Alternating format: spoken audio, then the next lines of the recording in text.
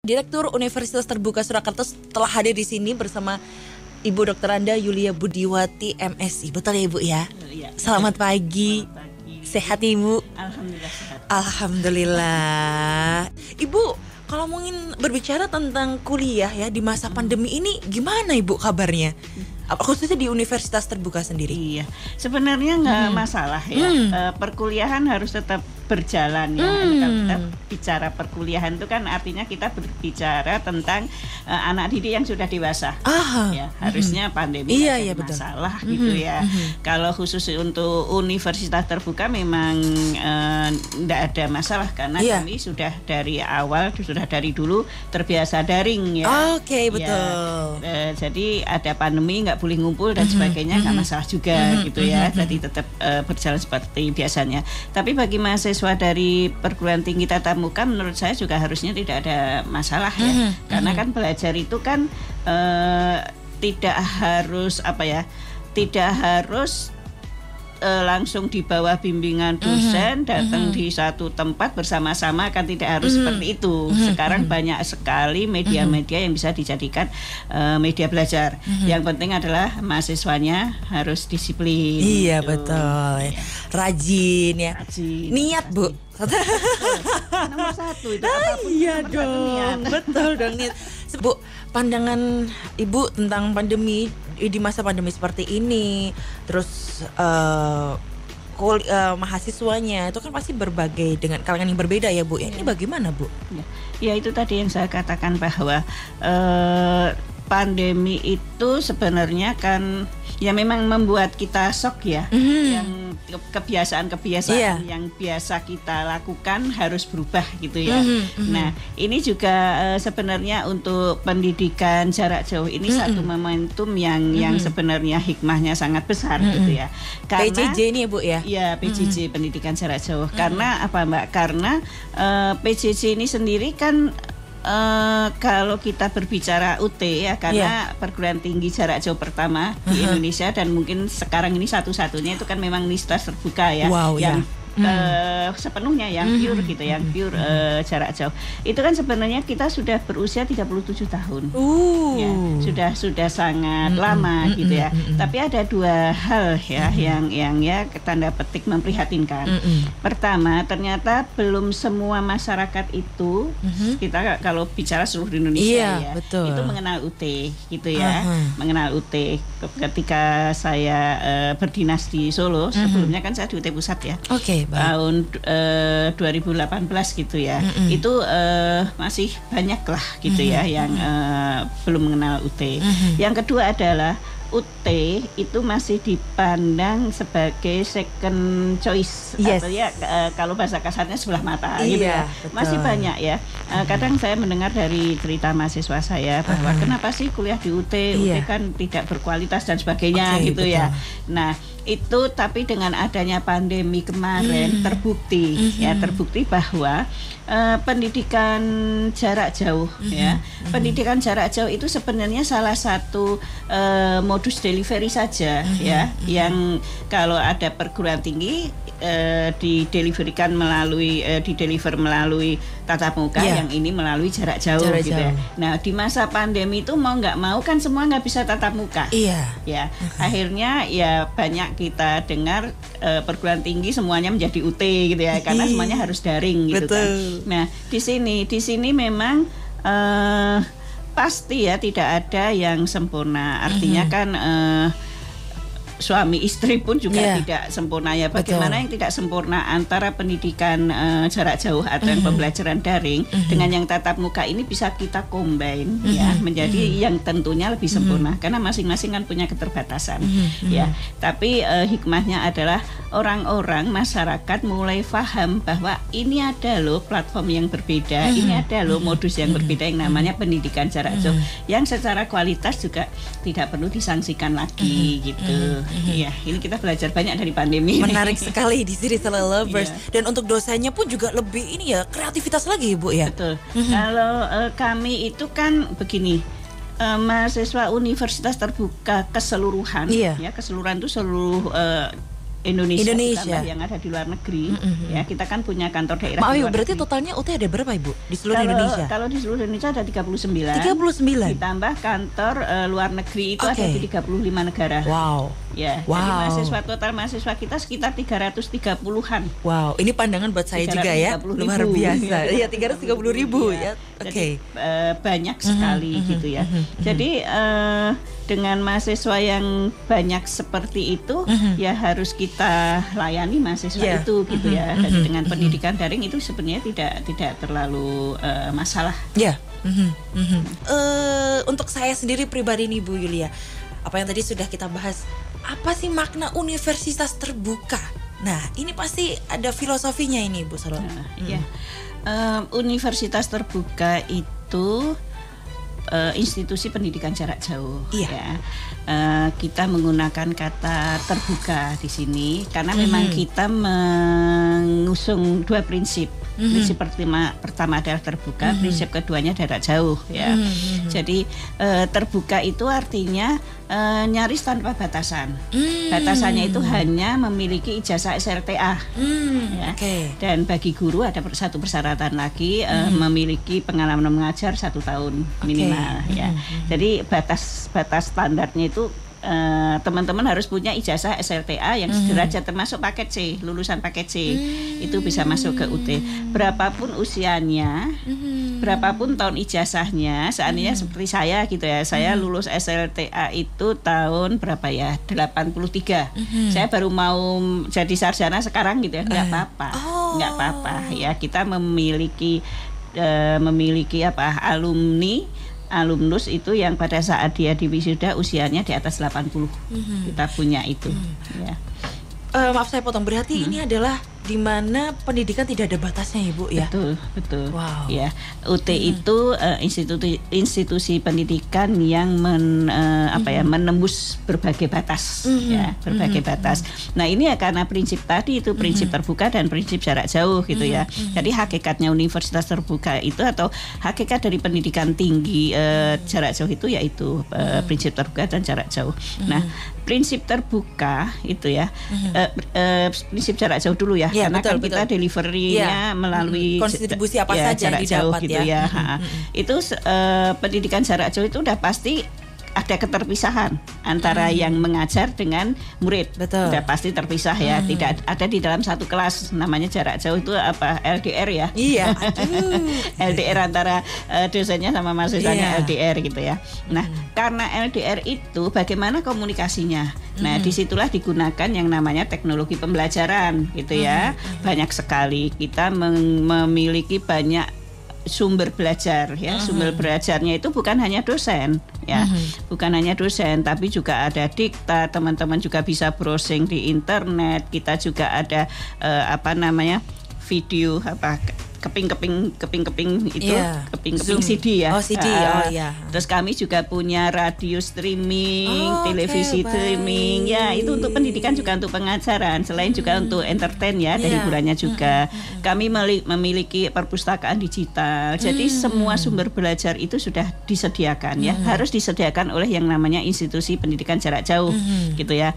Kemudian juga SDM-nya itu pasti harus terampil dengan yang namanya teknologi pembelajaran gitu ya. Jadi tadi karena LDR maka harus ada teknologi yang menghubungkan untuk bisa berkomunikasi. Nah, untuk bisa menyelenggarakan seperti ini harus benar-benar terorganisasi dengan baik ya. Contohnya seperti di UT gitu ya. UT itu kan mahasiswanya ada 320.000 UT total ya. Kita ada di 39 kantor daerah plus di 35 negara. Nah, itu bagaimana kalau tidak terorganisir dengan baik gitu ya, sehingga itu harus benar-benar terorganisir dengan baik, nggak bisa kita sembarangan mengelola gitu ya. Nah, kemudian pendidikan jarak jauh itu pasti sifatnya masif. Ya, masif. Jadi bisa menampung banyak karena itu kan jarak jauh itu kan tidak terbatas oleh ruang dan waktu ya. Sifatnya itu masif ya. Sehingga agar bisa menampung banyak mahasiswa lah ya begitu. Itu apa yang harus memiliki sifat yang bagaimana? Dia itu harus aksesibel, harus mudah dijangkau, harus mudah diakses gitu ya. Artinya mahasiswa atau calon mahasiswa dari dia ada di lubang semut pun seolah-olah ya seperti itu juga harus bisa mengikuti pendidikan jarak jauh gitu ya, karena kan tadi memang terpisah gitu. Di samping itu juga harus terjangkau karena untuk pendidikan untuk semua itu jadi kalau terjangkau itu biasanya hubungannya sama biaya. Ya, jadi biayanya juga harus terjangkau gitu. Nah, betul. Dan itu harus pendidikan jarak jauh juga harus memiliki sifat efisien dan efektif gitu ya. Nah, jadi ini semua itu yang menjadi hakikat dari pendidikan jarak jauh. Ditambah dengan sifat terbukanya tadi yang sudah saya sebutkan, nyaris tanpa ada batasan. Siapapun bisa kuliah di UT. Kemudian dalam mengelola pembelajarannya, mengelola perencanaan pembelajarannya juga tergantung mahasiswa gitu ya. Mahasiswa itu kan memiliki kemampuan belajar yang berbeda. Betul. Memiliki waktu belajar yang berbeda. Betul. Gitu ya. Yang berbeda-beda itu silahkan dikelola masing-masing gitu ya. Ada yang kalau standarnya itu biasanya kan 21 SKS satu semester gitu ya. Karena saya sibuk sekali, saya hanya bisa mengambil 15 SKS nggak masalah. Tapi kan konsekuensinya lulusnya lebih lama. Nggak apa-apa Bu, lebih lama ya nggak masalah gitu ya. Dan karena kita itu atau karena pendidikan jarak jauh itu prinsipnya adalah belajar sepanjang hayat, jadi teman-teman tidak perlu khawatir kena DO gitu ya. Ya, jadi benar-benar dirancang sendiri saja gitu ya. Saya bisanya sekian SKS atau kemampuan keuangan saya sekian SKS gitu ya, sampai bahkan menentukan nilai itu ditentukan oleh teman-teman. Nanti kalau pada saat masuk sebagai mahasiswa baru, kita akan ajarkan yang namanya dalam pelatihan kegiatan belajar mahasiswa itu bagaimana mengelola pembelajaran itu ya, bahwa seandainya satu mata kuliah itu harus setiap hari Senin seandainya mata kuliah A, setiap hari Senin harus teman-teman pelajari selama 2 jam. Itu baru dapat nilai A. Saya hanya punya waktu 1 jam Bu, ya berarti akan dapat nilai B. Itu bahkan nilai pun sudah bisa dirancang oleh teman-teman. Karena penilaian kita sangat objektif. Yang memberikan nilai itu komputer. Ya, jadi teman-teman kemampuannya seberapa atau ketersediaan waktu untuk belajar seberapa ya. Kalau belajarnya hanya sedikit kan berarti nggak 100% materi dikuasai kan, berarti ya harus tahu diri gitu ya. Kalau dapat nilainya dari awal memang udah dirancang dapat begini gitu ya. Nah, jadi jangan menyalahkan yang lainnya ya Bu ya, atau menyalahkan dosen ya Bu ya. Nah, itulah salah satu sifat dari pendidikan jarak jauh adalah kemandirian. Ya, mahasiswa harus mandiri, mahasiswa harus dan mahasiswa itu kan sudah matang ya, sudah di usia yang matang sehingga melalui pendidikan jarak jauh ini sebenarnya sifat kematangan itu semakin dibentuk gitu ya. Jadi saya kok optimis bahwa melalui pendidikan jarak jauh nanti akan muncul generasi-generasi yang tahan banting, ya, punya perencanaan yang bagus. Gitu karena ya. kita bisa memanage diri kita sendiri ya Ibu ya, sesuai dengan kesibukannya dan tanggung jawab apa yang sudah dia pilih ya Bu ya. Prioritas dan sebagainya. Betul. Gitu. Oke. Ibu, kita masih berbicara tentang PJJ, ya. Pendidikan jarak jauh di universitas terbuka ini sendiri, bahwa apakah dari penjelasan Ibu ini dapat dikatakan bahwa pendidikan jarak jauh ini merupakan solusi dari berbagai keterbatasan masyarakat untuk bisa mengakses pendidikan tinggi, Ibu? Ini bagaimana? Ya, menurut saya ini merupakan solusi ya, karena tidak semua masyarakat di Indonesia atau ya masyarakat di wilayah Surakarta itu mampu mengenyam pendidikan, mengakses pendidikan tinggi ya, karena keterbatasan secara geografis ya. Kalau kita berbicara Indonesia, wilayah-wilayah 3T itu kan nyaris susah sekali untuk bisa kuliah gitu ya. Mereka untuk transportasi aja kadang-kadang hanya seminggu sekali gitu ya, ada pesawat gitu kan. Nah, kemudian kalau mereka juga harus kos dan sebagainya, dari sisi biaya mereka juga mengalami kendala. Betul. Gitu ya. Nah, sementara kita itu memiliki PR terhadap namanya APK ya, angka partisipasi kasar ya. Artinya itu masyarakat yang memiliki atau masyarakat yang sudah jadi sarjana minimal S1 di Indonesia itu jumlahnya masih kurang dari 40%. Okay, baik. Ini angka ini sangat kecil dibanding negara tetangga Asia Tenggara ya, Malaysia di atas kita gitu ya.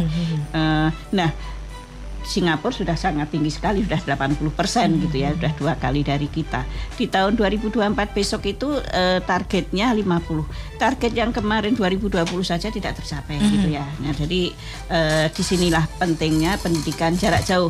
Karena itu tadi dengan pendidikan jarak jauh, mereka yang tinggal jauh dari kota-kota di mana tempat kampus itu berada. Kampus kan tempatnya di kota-kota biasanya. Mereka tetap bisa kuliah. Mereka tidak perlu datang ke kampus gitu ya. Karena kampus yang akan datang ke mereka melalui pembelajaran online-nya tadi gitu ya. Kemudian mereka yang secara biaya juga kurang bisa memenuhi karena sifatnya yang masif, yang harus memiliki daya jangkau yang luas, maka pendidikan jarak jauh atau dalam hal ini diwakili oleh UT itu memang secara biaya sangat terjangkau sekali gitu ya. Di UT itu untuk S1 ya, untuk diploma dan S1 satu semester itu kurang dari 1,5 juta. Wow. Artinya per bulan itu hanya sekitar 250.000. Wow. Sehingga mereka yang berangan-angan jadi sarjana tapi tidak mampu karena rata-rata kan sekitar 5 juta gitu ya. Itu memiliki masa depan gitu ya, memiliki keinginannya untuk jadi sarjana bisa terpenuhi dari melalui pendidikan jarak jauh atau melalui UT ini. Nah, jadi ini menjadi solusi bagi mereka yang sebenarnya ingin kuliah tapi terbatas oleh terutama terbatas oleh geografi dan oleh pembiayaan gitu ya. Nah, jadi menurut saya sangat menjadi solusi. Kemudian yang lainnya lagi adalah mereka yang sibuk ya. Sibuk artinya saya nggak mungkin bisa datang ke kampus pada jam sekian, jam sekian gitu ya, jam sekian. Nah, melalui pendidikan jarak jauh yang mana itu pengelolaan pembelajaran dilakukan sendiri oleh siswa gitu ya. Karena perkuliahan daring itu bisa diakses dalam 1 minggu. Jadi artinya dari Senin sampai Senin berikutnya silahkan Anda mau belajarnya di hari Senin, apa Selasa atau Rabu atau jam berapa itu semuanya dikelola oleh mahasiswa sendiri. Ya. Jadi berkoordinasi dengan dosen juga ya Bu ya? Sudah ada jadwalnya di situ. Gitu. Sudah ada, iya. Jadi ya tinggal yang ngatur kita ya. Betul, yang ngatur mahasiswanya saja gitu ya. Nah, sehingga bagi mereka yang sibuk yang memang tidak bisa diatur oleh waktu, tapi bisa mengatur waktu gitu ya. Orang sibuk itu kan bukan berarti nggak punya waktu ya, cuman dia tidak bisa diatur oleh waktu gitu ya. Tapi saya bisa mengatur waktu. Nah, solusinya adalah pendidikan jarak jauh ini. Saya banget nih. Ya, seperti Mbak Ica ya. Saya harus kuliah hari Senin jam 8 nggak bisa. Nggak bisa. Ya, tapi saya bisa loh mengatur waktu belajar sendiri. Nah, ini adalah solusinya di universitas terbuka. Kemudian untuk yang sudah usia lanjut ya, kalau kita belajar di perguruan tinggi itu kan maksimal 2 tahun setelah Anda lulus SLTA ya. Betul. Tapi seperti saya yang berusia hampir seksi itu berapa? Seket siji ya. Itu baru mau masuk S1 tetap bisa gitu ya. Jadi mereka yang dulu punya angan-angan jadi sarjana tapi karena biaya dan sebagainya belum bisa jadi sarjana, sekarang sudah lanjut usia tetap bisa jadi sarjana. Jadi itu solusi sekali. Solusi untuk saya melanjutkan S2 lagi nih ya. Ibu, berarti untuk mata kuliahnya atau jurusannya pasti sudah baik ya Bu ya, banyak sekali ya. Banyak sekali. Untuk S1 diploma itu kita ada lebih dari 40 program studi ya. Jadi sangat variatif, silahkan teman-teman bisa memilih yang memang sesuai dengan pekerjaannya, sesuai dengan pilihannya. Kalau untuk, jadi kita punya jenjangnya itu diploma, sarjana, S2 atau magister dan doktor. Di UT juga ada program doktor loh ya. Nah, untuk magisternya ada sekitar 8 program studi, untuk doktornya ada 2 program studi, administrasi publik dan manajemen gitu. Jadi menurut saya ini adalah satu kesempatan ya untuk masyarakat itu meningkatkan kualifikasi pendidikannya karena zaman berkembang terus loh ya. Kalau saya sering memberikan ilustrasi begini, zaman saya dulu untuk jadi penjaga toko itu SD bisa. sekarang harus SLTA. Ya kan? Supervisor itu dulu anak SLTA bisa, sekarang harus sarjana. Nah, seperti itu. Dulu zaman saya masuk UT, saya masih S1. Sekarang untuk masuk UT harus S2. Dan wacananya nanti untuk bisa jadi dosen harus S3. Nah, jadi ayo terus ditingkatkan kualifikasinya. Apalagi tadi waktu di saat kita membahas ada mahasiswa usia lanjut ya Ibu ya. Boleh disampaikan Ibu? Ya. Jadi gini, kami pernah punya lulusan ya yang pada saat di wisuda itu usianya sudah di atas 80 tahun. Kita tanya kenapa. Beliaunya berkata bahwa saya sudah pernah jadi pejabat. Saya sudah pernah keluar negeri karena dinasnya tadi. Gitu. Kan ini kan beliaunya itu kan pejabat zaman dahulu gitu ya. Jadi kan tidak harus sarjana bisa jadi pejabat ya zaman dulu itu gitu ya. Terus yang belum itu saya belum sarjana gitu kan. Sehingga saya mau jadi sarjana gitu. Kemudian kalau yang di usia lanjut jadi sarjana salah satu contohnya adalah Ibu Muriati Sudibyo ya.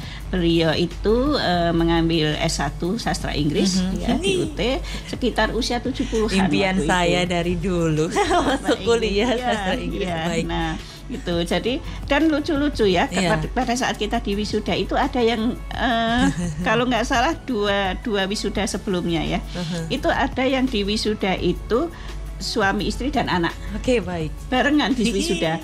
Ada yang suami istri kita ada yang suami istri. Jadi seperti itu antar generasi gitu ya. Itu mereka wisuda bareng-bareng, itulah uniknya UT. Karena yang tua baru kuliah sama yang anaknya yang baru lulus SLTA kuliah bareng-bareng gitu loh ya. Itu. Ibu, di segmen terakhir kali ini saya mau tanya, apakah Ibu yakin jadi setelah pandemi berlalu, pendidikan jarak jauh dengan modus daring ini masih akan diterima oleh masyarakat, Ibu? Iya ya. Karena maraknya atau viralnya daring itu kan karena pandemi ya. Betul. Jadi yang baku itu kan tatap muka. Jadi memang sering ada pertanyaan nanti setelah pandemi kan ya sudah tidak daring lagi gitu ya. Kok saya itu melihatnya mungkin berbeda ya, dari sisi yang berbeda. Mahasiswa kita itu anak-anak milenial loh ya, gitulah ya. Mahasiswa kita terutama ini mahasiswa dari perguruan tinggi tatap muka karena mempersyaratkan harus lulusan fresh graduate ya, maksimal 2 tahun setelah itu. Kalau di UT saja mahasiswanya tua-tua juga masih bisa gitu ya. Nah, ini mahasiswanya milenial loh gitu ya. Masa perguruan tingginya mau balik lagi back to jangan sebenarnya bukan nature ya. Ya, kembali ke pure tatap muka lagi. Artinya ada kebutuhan dari user atau mahasiswa terhadap delivery materi atau substansi yang memang juga harus up to date. Up to date itu bukan up to date substansinya, tapi deliverynya juga harus up to date gitu ya.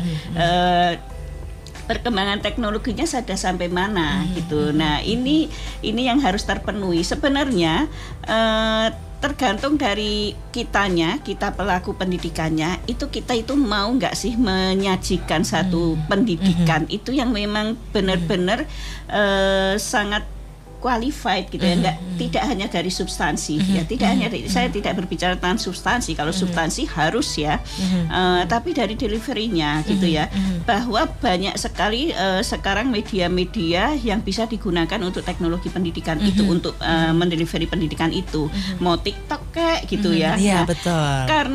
Karena dunia pendidikan tidak mau menggunakannya, kalau tidak mau ya masih belum menggunakan itu, akhirnya kan adik-adik kita tidak terbiasa menggunakan media itu untuk hal-hal yang sebenarnya lebih relevan dengan kehidupannya gitu ya. Akhirnya yang kita lihat media digunakan seperti itu. Ini sebenarnya tanggung jawab dari para pelaku pendidikan. Ya, kita jangan kalah dengan entertain ya. Maaf ini di sini entertain, tapi artinya begitu. Kalau media itu bisa digunakan untuk entertain gitu ya. Kenapa tidak untuk pendidikan? Saya yakin ini bisa gitu. Jadi saya yakin. Cuman dari kita pelaku pendidikan mau nggak? Gitu. Tidak hanya terkungkung seperti di satu batok gitu ya, di dalam tempurung gitu ya, nggak mau keluar nggak mau ngeliat-liat gitu ya. Kita harus apa ya? Ya kadang-kadang harus out of the box ya. Iya, itu yang harus dilakukan dalam semua pekerjaan ya Bu, ya, apalagi khususnya dalam dunia pendidikan ya Bu ya. Apalagi saya juga kadang-kadang agak sedih juga ketika masih ada pengajar yang apa ya, artinya ketika mahasiswanya kritis dan sebagainya itu malah nggak suka ya seperti itu. Nah seperti seperti ada dalam ketakutan terhadap dosennya. Sebenarnya kan tidak bagus ya. Karena yang pendidikan itu bukan hanya masalah kita ngisi otak. Kita bentuk karakter kok. Bagaimana mahasiswa itu bisa kita didik menjadi jiwa-jiwa merdeka. Karena biasanya kalau merdeka dia itu kreativitasnya muncul. Iya, betul. Lebih bebas ya, Bu ya. Kalau masih dihantui oleh nilai kamu ada di dalam tangan saya lah, seperti itu ya. Nah, dosen yang mampu lebih demokratis adalah pasti pengajar-pengajar yang memang kualifikasinya tinggi atau kualitasnya tinggi, kualitas dalam hal substansi dan dalam hal delivery. Bahasa Jawa niki ora saklek ya, Bu ya. Oke. Karena untuk kita sendiri, saya menjadi yang dulu pernah menjadi mahasiswi ya, Bu ya, kalau dosanya galak banget, malas nggak mau kuliah ya. Janganlah ya, karena kuliah untuk diri sendiri. Betul. Oke, Ibu sebagai penutup perjumpaan, barangkali Ibu bisa menyampaikan satu ungkapan berkaitan dengan pendidikan jarak jauh untuk Solo Lovers hari ini. Ya, kalau tentang pendidikan jarak jauh, sebenarnya menurut saya pendidikan jarak jauh itu sudah sangat relevan sekali dengan perkembangan zaman gitu ya. Nah, saya ingin berbicara untuk dunia pendidikan secara lebih luas gitu ya. Di dalam perguruan tinggi kita suka berdiskusi, membahas tentang perubahan gitu ya. Dengan mahasiswa kita ngomong tentang perubahan teknologi dan sebagainya, masyarakat dan sebagainya. Tapi perguruan tingginya sendiri nggak berubah. Gitu loh. Apa makna apa yang disampaikan? Jadi perguruan tinggi itu bukan hanya menjadi media delivery dari pengetahuan tentang perubahan sosial budaya, itu termasuk perubahan teknologi dan sebagainya gitu ya. Tapi dia juga harus menjadi contoh dari satu institusi yang memang dinamis gitu loh. Satu institusi yang memang dinamis. Nah, ini seringkali seperti itu. Jadi ada ungkapan bahwa perguruan tinggi itu jadi menara gading gitu ya. Tinggi seperti mercusuar tapi tidak menyapa ramah sekelilingnya. Nah, ini sebenarnya sudah tidak pas lagi gitu ya. Sehingga ketika para mahasiswa selesai kuliah masuk ke masyarakat, mereka terkaget-kaget gitu ya. Nah, karena ini tadi, karena hanya seolah-olah menjadi media delivery saja gitu ya, tidak menjiwai atau ikut di dalam dinamisasi itu sendiri gitu ya. Nah, ini yang saya mau sampaikan adalah seperti itu. Kemudian ini mungkin ada satu pesan sedikit ya, boleh terkait dengan itu ya. Ya, untuk semester sekarang ini bagi teman-teman terutama yang karena keterbatasan tadi gitu ya, itu untuk meraih impian menjadi sarjana itu sangat bisa diwadahi dalam UT yang penutupannya nanti itu di tanggal 11 Agustus. Tapi sebenarnya teman-teman bisa daftar kapan saja, dari Januari sampai Desember bisa mendaftar gitu ya. Nah, jadikan UT sebagai yang mengangkat platform pendidikan jarak jauh ini sebagai media Anda untuk bisa meraih impian menjadi sarjana. Oke, luar biasa sekali di sini Solo Lovers. Jadi kesimpulan yang saya ambil adalah pendidikan tidak ada batas waktunya ya, Bu ya. Jadi bisa digali sedemikian rupa di universitas untuk siapa terbuka. Saja, semuanya bisa. Betul. Oke. Waktu harus memisahkan kita, Ibu. Iya. Terima kasih banyak sudah main-main ke Solo Radio. Dan terima kasih juga untuk teman-teman yang sudah mendengarkan Click and Play bersama Universitas Terbuka. Ada yang mau tanya nanti boleh langsung DM Instagramnya Universitas Terbuka.